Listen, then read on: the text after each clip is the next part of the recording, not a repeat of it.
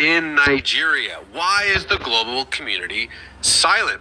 According to a 2023 New York Post article, quote, more than 52,000 Christians have been butchered or hacked to death for being Christians since 2009 in Nigeria. Where is the outrage? Where are the campus protests? Well, Brian Orme, CEO of Global Christian Relief, joins us now. So, Brian, what is going on in Nigeria?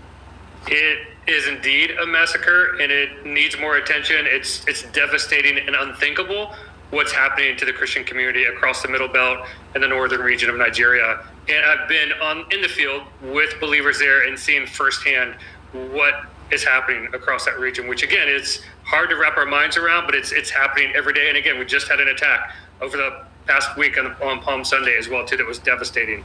So can you give me some examples of maybe what's happening on the ground?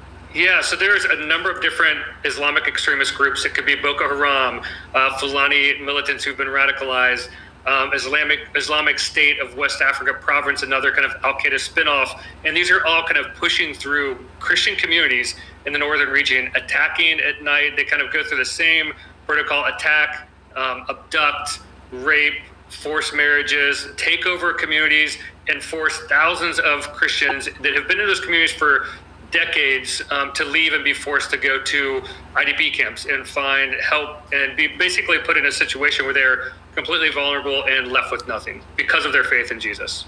So, Brian, why is the media silent? This sounds like the most unimaginable atrocities being happening in real time, and no one seems to not only care but be reporting on it. I mean, it's literally radio silence. Why do you think that is? Yeah, I think there's two reasons. And one is basically because the news media today rolls through with what people care about, and people are not clicking on those stories. People are not engaging with what's happening in Africa today, and they're so distant, it feels so distant. And the second part is like there's conflict. Many media outlets feel like, hey, this is not a religious conflict, it's a socioeconomic or it's a ethnic conflict. But from our context in the field, from seeing it firsthand, it is a targeted religious persecution that's happening across the Middle Belt in the northern region of Nigeria to wipe out Christians and replace their communities with Islamic communities.